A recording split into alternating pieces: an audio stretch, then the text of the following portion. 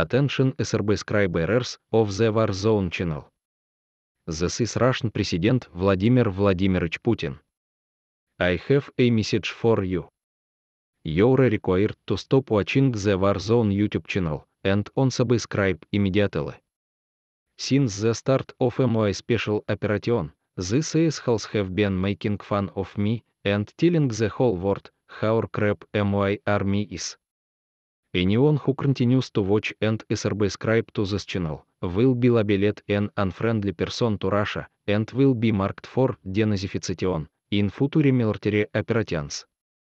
I really hate these guys. I suggest you do as I say.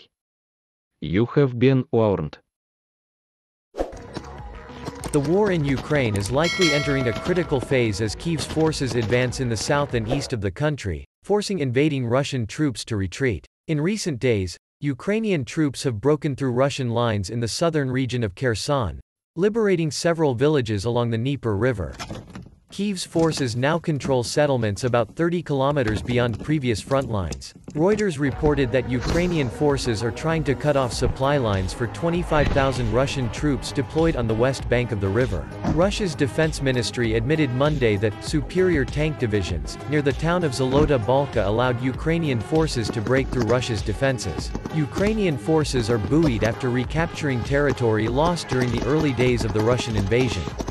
Yaroslav, a Ukrainian soldier manning the front lines outside Kherson, told Agence France Presse that morale is high. The mood of the boys, everything, has changed. Compared to what it was before, it has become much better. There is some light at the end of the tunnel, inspired by victories, he said. Ukrainian forces are also consolidating territorial gains in the east. Moscow's forces retreated from Lyman in Donetsk Oblast over the weekend after Ukrainian troops almost surrounded the city. The streets were littered with burned-out Russian tanks and dead soldiers. Ukraine's military claimed Thursday its troops had advanced as far 55 kilometers into previously Russian-occupied territory, liberating 93 villages and taking control of more than 2,400 square kilometers.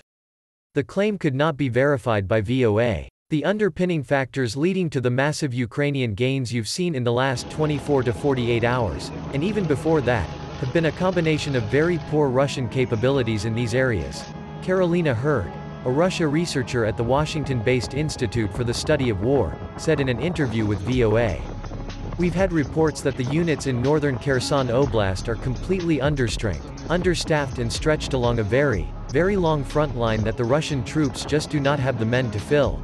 The United States announced an additional $625 million of new security assistance for Kyiv this week, including 4 more precision-guided multiple rocket launchers known as HIMARS.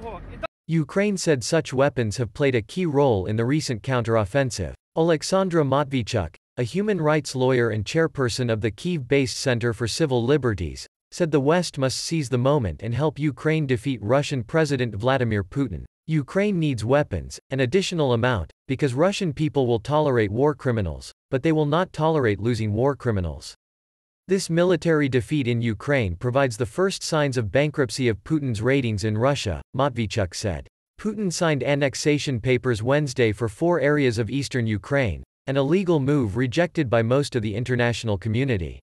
The war is entering a critical moment, Charles Kupchan, a senior fellow at the Council on Foreign Relations, said. It's becoming in some ways make or break for Putin.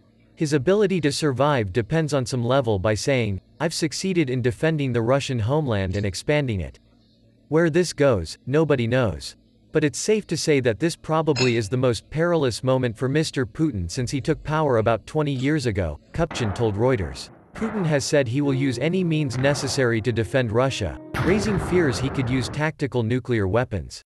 James Acton, co-director of the Nuclear Policy Program at the Carnegie Endowment for International Peace, told VOA that it is difficult to predict Russia's next move. Stuff is trending very badly for Russia, he said.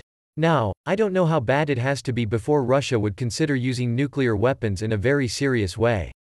I'm not even sure Putin knows in his own mind how bad this would have to be for him to use nuclear weapons. The goal is to terrify Ukraine, its Western backers, the United States in particular, that the threat of further escalation, the threat of an even worse all-out nuclear war, could terrify them into backing down. For now, Russia is trying to turn the tide with conventional forces.